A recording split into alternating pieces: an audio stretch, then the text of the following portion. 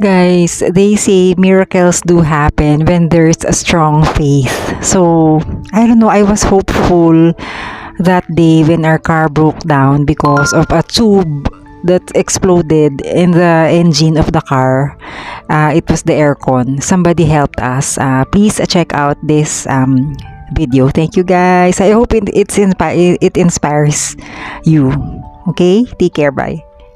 So the miraculous story went like this. We were randomly parked somewhere on the side lang along somewhere in Makati, and then because my sister and my niece are arranging their flight, and suddenly as we are parked, of course the engine is running, and then suddenly something exploded, and we thought it was an overheat or something, and apparently, well, it's still of course it's broken. So somebody, there were these two angels, two randomly gentlemen who were on the side, just on the side, like on the side where sidewalk.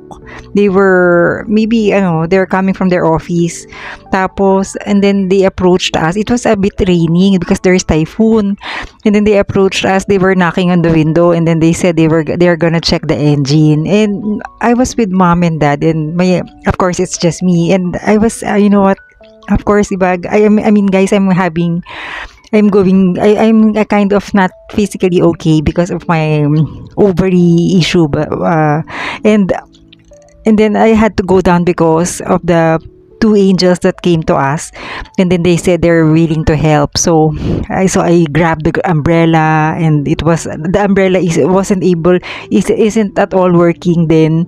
So it was so tough, and it was raining, and then they checked the engine, and it was a tube that exploded because it was kind of with regards to the aircon, free and run out, or kind of the tube, there's no air, and it exploded. There was trapped air inside, you get me.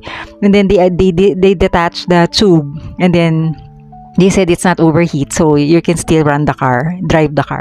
So that was good. So that's the miracle. I was about to just pray when that exploded, and suddenly help help was offered before the prayer. Sometimes, guys, so when there's a strong faith, so really, no, so let's believe in miracles. There are good people around. So grateful for that situation, and for those people who are willing to offer help. And I